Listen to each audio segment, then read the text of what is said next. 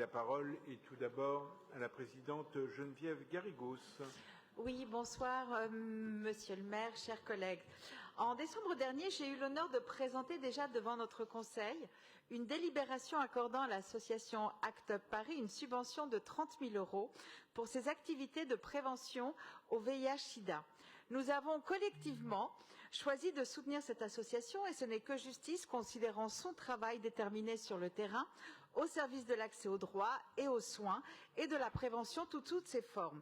Le contexte est aujourd'hui tendu et je le regrette par un conflit qu'il ne m'appartient pas de commenter.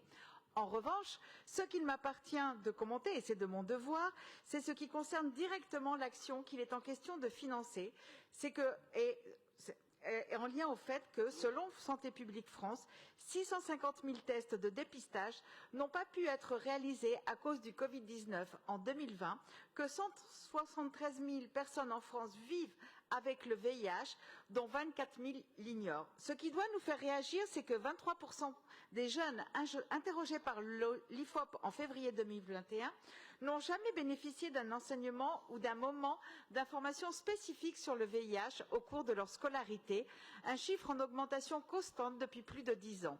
Ce qui doit nous faire réagir est que 24% des 15-24 ans pensent encore que le virus du sida peut se transmettre en embrassant une personne séropositive, que 23% d'entre eux estiment que le VIH se transmet en s'asseyant sur un siège de toilette public et que 18% pensent que le VIH se transmet en buvant dans le verre d'une personne séropositive.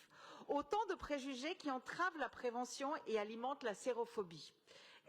Et ce, alors même qu'il n'y a jamais eu autant de modes de prévention différents, adaptés à des réalités diverses, des préservatifs internes et externes, au traitement maintenant la charge virale, indétectable, donc intransmissible, sans oublier la prophylaxie, pré-exposition ou PrEP, encore largement méconnue mais qui a fait ses preuves et qui, depuis juin dernier, peut être prescrite en ville, même s'agissant d'une primo-prescription.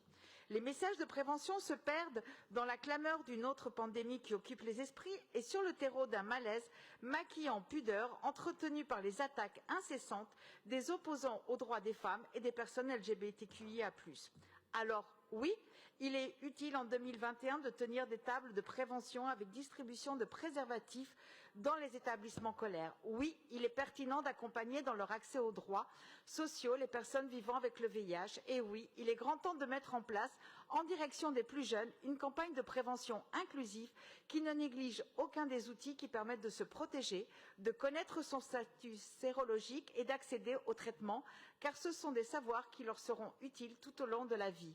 C'est tout l'objet de l'action d'ACT UP visée par cette délibération et il y a une nécessité brûlante de multiplier de telles initiatives.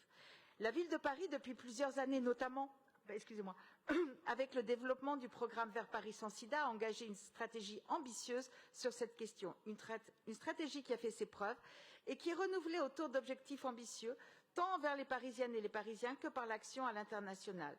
Je veux ici remercier l'engagement de Jean-Luc Romero-Michel depuis tant d'années sur cette question et saluer l'investissement fort d'Anne Souris et de ses équipes pour faire reculer cette épidémie. Et puisque le 1er décembre se profile, dans quelques semaines à peine, je nous encourage plus que jamais, particulièrement dans tous nos arrondissements où se noue le rapport de proximité, à multiplier les actions de sensibilisation, de promotion de tous les outils de prévention et de dépistage et de lutte contre le poison de la sérophobie. Dans le 20e arrondissement, nous avons bien évidemment prévu de reconduire ou d'initier un certain nombre d'actions, notamment en partenariat avec le Centre médical-social de Belleville, particulièrement engagé sur la question, ou des associations telles ACT UP. Conscients des retards accumulés avec les confinements sur ce point, nous avons aussi choisi de renforcer notre dispositif d'information avec une présence sur le parvis de la mairie et un centre de dépistage temporaire à l'intérieur. Je pense que nombreux seront les arrondissements à proposer ce genre d'initiative et à soutenir les actions des associations et je ne peux que vous y encourager. Et pour finir, je veux bien évidemment, Monsieur le maire, mes chers collègues, je vous remercie de voter pour cette délibération. Merci Geneviève Garrigos.